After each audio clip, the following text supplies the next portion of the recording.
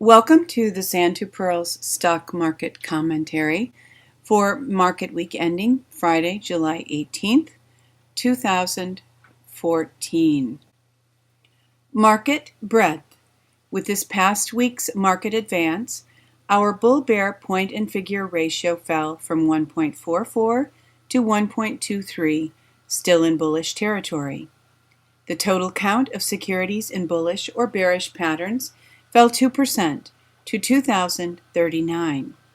The count of bearish stocks increased 7%, while the count of stocks in bullish patterns decreased 9%. The Pirls PNF Market Breadth Summary Chart shows us a market now 9 consecutive weeks in bullish territory. Paid subscribers have access to the OpenOffice Calc data from which the chart is generated. You may become a paid subscriber by visiting s2pmarketsignal.com, clicking on Membership, and clicking Sign Up. For those who are interested, a free 2-week trial subscription is available.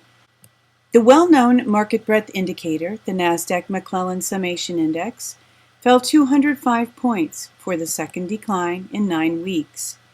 At a negative 23.03 points, it continues below all 9 tops above plus 100 and above all 6 bottoms below minus 100 in the last 35 months. Market Gauge Volume Analysis. In this week's volume analysis, the Russell 2000 ended in distribution mode. In the last 2 weeks, it had 4 accumulation days and 3 distribution days. Of the other indexes, both the Diamonds Trust and the S&P 500 Deposit Receipts ended in distribution mode. Accumulation days are counted when the index closes up on higher volume than the prior market day, while distribution days occur when the index closes down on volume higher than the prior market day.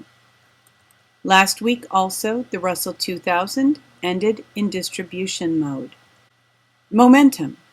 At Friday, 7/11 close, the CCI 20 daily gave a valid zero-line reject long entry signal within the plus or minus 50 range.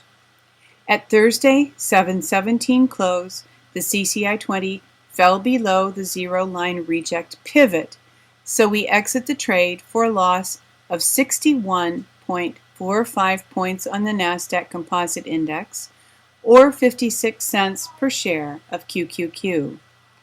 At Friday, 7/18 close, the CCI 20 presented another zero-line reject entry signal, so we enter a new trade. We will follow the results of this trade simulation in next week's commentary. In Woody's CCI trading system, 6 consecutive bars above or below zero are required for a change of trend.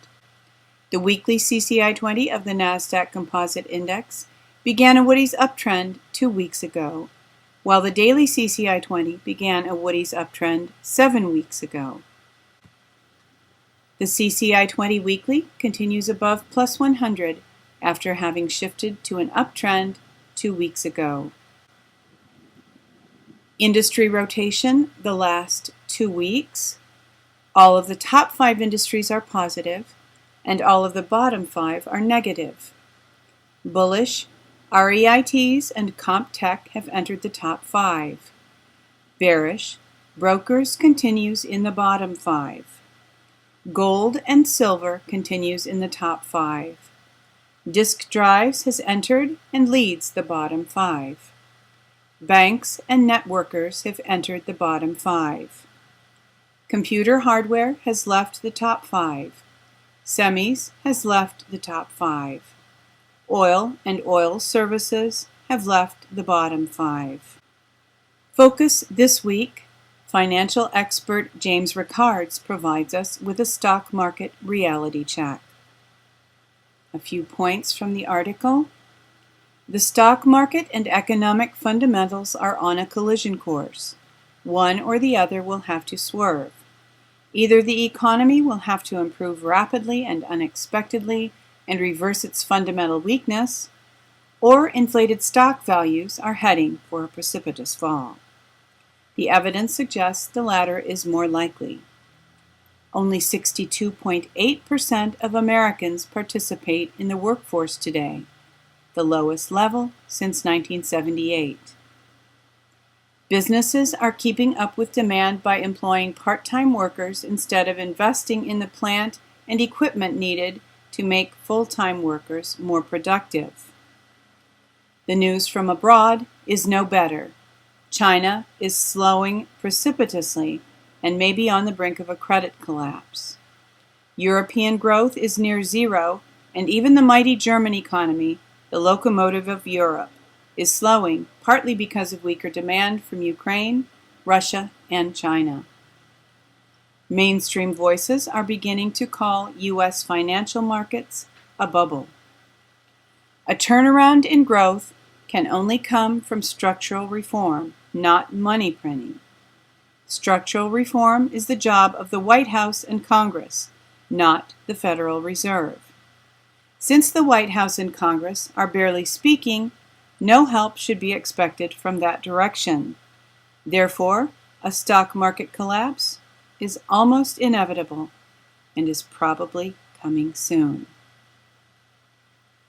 This week's Sand to Pearls Stock Market Commentary, respectfully submitted by Donald Pearl of www.s2pmarketsignal.com.